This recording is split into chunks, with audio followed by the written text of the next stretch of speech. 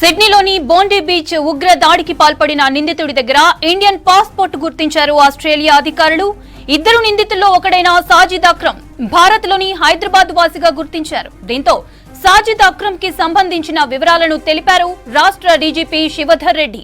1998లో Sajid Akram job కోసం ఆస్ట్రేలియాకు వలస వెళ్లినట్లు తెలిపారు. హైదరాబాద్ లో బీకాం పూర్తి చేసినట్లు చెప్పారు. ఆ తర్వాత ఆస్ట్రేలియాలోనే స్థిరపడి యూరోపియన్ మూలాలున్న వెనెరా గ్రోసోని వివాహం చేసుకున్నట్లు తెలిపారు. సాజిద్ కుమార్తెకు ఆస్ట్రేలియా పౌరసత్వం ఉన్నట్లు తెలిపారు. గత 27 ఏళ్లుగా హైదరాబాద్ లోని ఫ్యామిలీతో సాజిద్ అక్రమ్ కి పరిమిత సంబంధాలే ఉన్నట్లు తెలిపారు డీజీపీ శివధర్ రెడ్డి. డిసెంబర్ 14న సాజిద్ అక్రమ్ అతని కుమారుడు నవీద్ అక్రమ్ చేసిన దాడితో భారత్ లేదా తెలంగాణతో ఎలాంటి సంబంధం లేదని ప్రాథమికంగా తేలిందన్నారు. సాజిద్ అక్రమ్ కి భారత్ లో ఎలాంటి క్రైమ్ రికార్డు లేదని తెలిపారు. తప్పుడు సమాచారం స్ప్రెడ్ చేయవద్దని సూచించారు డీజీపీ శివధర్ రెడ్డి. ఆస్ట్రేలియాలోని సిడ్నీ బాండీ బీచ్ లో డిసెంబర్ 14న పర్యాటకులపై దాడి జరిగింది. నిందితులు సాజిద్ అక్రమ్, అతడి 24 ఏళ్ల కుమారుడు నవీద్ అక్రమ్ విచక్షణ రహితంగా కాల్పులకు తెగబడ్డారు. ఈ ఘటనలో 15 మంది మరణించగా చాలా మందికి గాయాలయ్యాయి.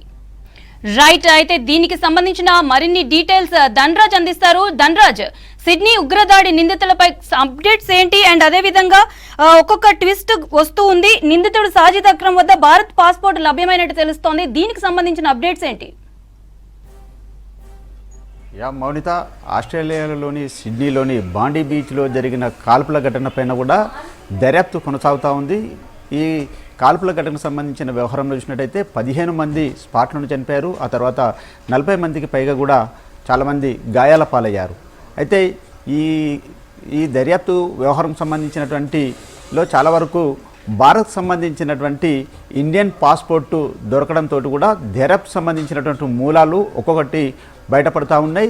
ముఖ్యంగా చూసినట్టయితే అక్కడ సాజిద్, అదేవిధంగా అతని కొడుకైనటువంటి నవీదు, ఇద్దరు తండ్రి కొడుకులు కలిసి కూడా ఈ కాల్పులు తెగబడినటువంటి క్రమంలో మొత్తం వారిపైననే ఆస్ట్రేలియాకు సంబంధించినటువంటి ప్రభుత్వం, పోలీసు వర్గాలంతా కూడా దర్యాప్తును ముమ్మరం చేయడం జరిగింది. అయితే స్పాట్లో చూసినట్టయితే సాజిద్ను పోలీసులు కాల్పులోనే కాల్చి చంపగా, మరోవైపున చూసినట్టయితే నవీద్ పైన కూడా దర్యాప్తు కొనసాగుతూ ఉంది. అయితే ఇండియన్ పాస్పోర్టు దొరికినటువంటి క్రమంలో దర్యాప్తు సంబంధించినటువంటి మూలాలు చూసినట్టయితే అది హైదరాబాద్కు సంబంధించినటువంటి లింక్ ఉండడం, మొత్తం ఈ హైదరాబాద్కు సంబంధించినటువంటి అంటే సాజిద్ గత 27 ఏళ్ల క్రితమే హైదరాబాద్లోని టోలీ చౌక్కి చెందినటువంటి వ్యక్తిగా గుర్తించారు. దాంతోపాటు అతను ఇక్కడే బీకాం పూర్తి చేశాడు. ఆ తర్వాత ఆస్ట్రేలియాకు వలస వెళ్ళి అక్కడే స్థిరపడ్డాడు. ఒక యూరోపియన్ మహిళతో పెళ్లి చేసుకొని అక్కడే ఆ తర్వాత ఆయనకు మళ్ళీ పాకిస్తాన్ వెళ్ళినటువంటి క్రమంలో అక్కడే నవీద్ కూడా అక్కడే పుట్టడం జరిగింది. ఆ తర్వాత మొత్తం సాజిద్ కావచ్చు, అతని కొడుకైనటువంటి నవీద్ ఇద్దరు కలిసి కూడా పాకిస్తాన్, ఫిలిప్పీన్కి సంబంధించినటువంటి ISI సంబంధించినటువంటి ఉగ్రవాద నెట్వర్క్ తోటి కూడా పూర్తిగా సంబంధాలు ఉండడం, అక్కడే వారికి ఆ ISI సంబంధించినటువంటి మాడ్యూల్స్ తోటి కూడా వీళ్ళు శిక్షణ పొంది ఆ తర్వాత ఆస్ట్రేలియాలోని సిడ్నీలోని బాండీ బీచ్లో కాల్పులు జరిపినటువంటి ఈ తండ్రి కొడుకులు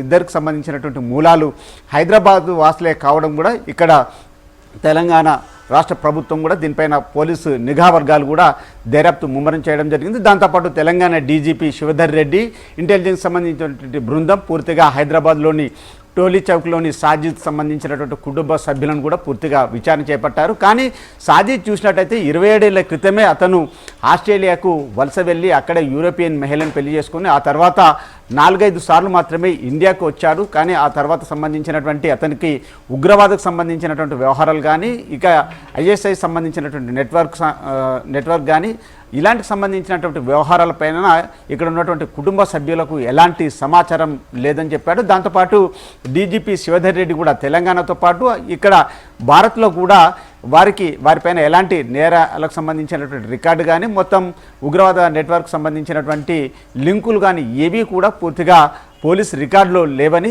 పూర్తిగా తప్పుడు సంబంధించినటువంటి సమాచారాన్ని కూడా ఎక్కడ స్ప్రెడ్ చేయకూడదంటూ కూడా డీజీపీ శివధర్ రెడ్డి కూడా తన ప్రకటన కూడా వెలువరించడం జరిగింది. మొత్తం ఇలాంటి ఘటనకు సంబంధించి అంటే ఆస్ట్రేలియాలోని సిడ్నీలకు సంబంధించి బాండీ బీచ్లో జరిగినటువంటి ఉగ్రదాడికి సంబంధించినటువంటి కాల్పుల ఘటన పైన అది తెలంగాణలోని హైదరాబాద్ సంబంధించి హైదరాబాద్కు లింకులు ఉండడం పైన కూడా మొత్తం ఇండియన్ సంబంధించినటువంటి నిఘా వర్గాలంతా కూడా పూర్తిగా హైదరాబాద్ పైన ఫోకస్ పెట్టడం జరిగింది. అయితే ఐఎస్ఐ సంబంధించినటువంటి ఫిలిప్పీన్స్ సంబంధించినటువంటి ఉగ్రవాద నెట్వర్క్కు అదేవిధంగా హైదరాబాద్కు ఎలాంటి లింక్ ఉందనే విషయం పైన కూడా దర్యాప్తు కొనసాగుతుంది. కానీ ఇక 27 ఏళ్ల క్రితమే సాజిద్ అదేవిధంగా అతని కొడుకైనటువంటి నవీద్ మాత్రము వలస వెళ్ళి అక్కడే స్థిరపడిపోవడం, ఆ తర్వాత ఫిలిప్పీన్ ఐఎస్ఐ సంబంధించినటువంటి ఉగ్రవాద మాడ్యూల్స్ తోటి పూర్తిగా శిక్షణ పొంది ఆ తర్వాత ఉగ్ర నెట్వర్క్ సంబంధించినటువంటి ఆదేశాలతోటే సిడ్నీ బాండీ బీచ్లో కాల్పులు జరిపారనేది మాత్రం ఇక ఆస్ట్రేలియాకు సంబంధించినటువంటి పోలీసులు